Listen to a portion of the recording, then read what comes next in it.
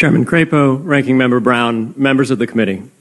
Thank you for the opportunity to speak with you today. My name is Peter Van Valkenburgh, and I'm the Director of Research at Coin Center, an independent nonprofit focused on the public policy issues affecting cryptocurrency and public blockchain networks.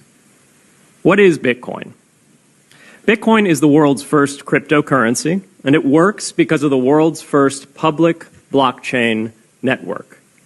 What does Bitcoin do? It's simple. It lets you send and receive value to and from anyone in the world using nothing more than a computer and an internet connection. Now, why is it revolutionary? Because unlike every other tool for sending money over the internet, it works without the need to trust a middleman. The lack of any corporation in between means that Bitcoin is the world's first public digital payments infrastructure. And by public, I simply mean available to all and not owned by any single entity. Now, we have public infrastructure for information, for websites, for email. It's called the internet. But the only public payments infrastructure that we have is cash, as in paper money. And it only works in face-to-face transactions.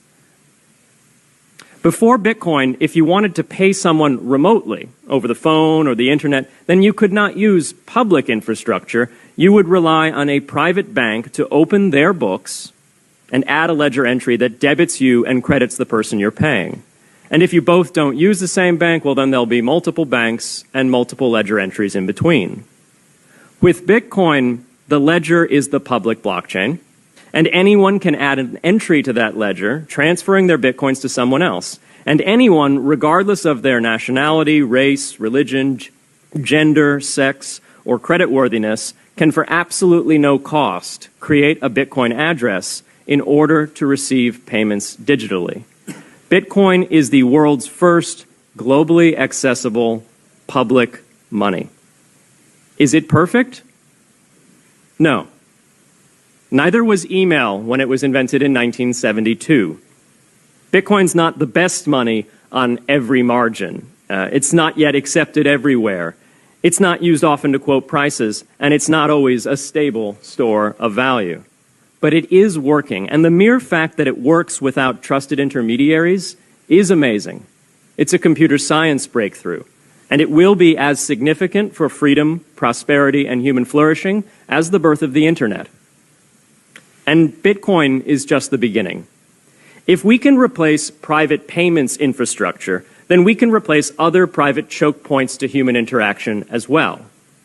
Now, why should we want to build more public infrastructure? Why should we embrace blockchains over corporate intermediaries? Why should we tolerate their inefficiencies and work to make them better?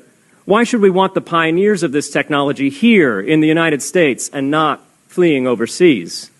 A simple reason. Because the corporate intermediaries providing today's critical but privately owned infrastructure are becoming fewer, larger, and more powerful, and their failures are increasingly grave. So roughly half of all Americans, 143 million people, had their Social Security numbers exposed to hackers because of a breach at Equifax.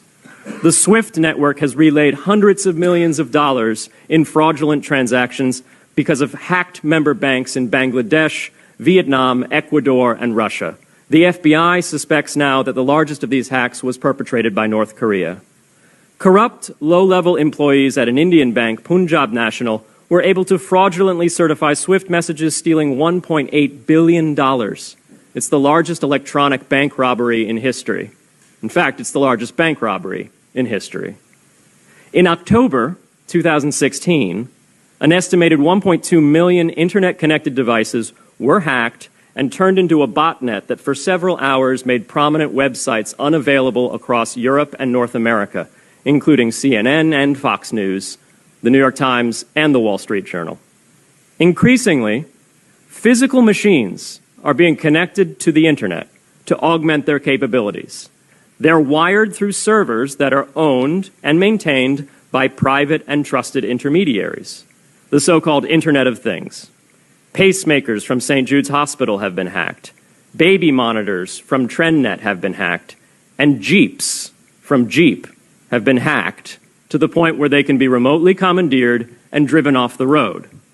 Now, those vulnerabilities are inescapable in systems that have single points of failure.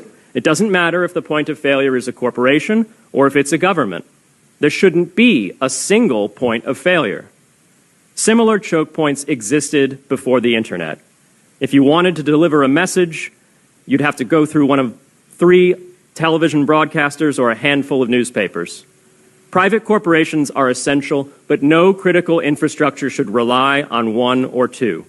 The internet removed single points of failure in communications infrastructure and ushered in a wave of competition among new media corporations building on top of its public rails. Blockchains can similarly disintermediate critical payments and IoT infrastructure. The technology is not yet ready to answer all of those questions today, but it is our best hope. And as with the internet in the 1990s, we need a light-touch, pro-innovation policy to ensure that these innovations flourish in America for the benefit and security of all Americans.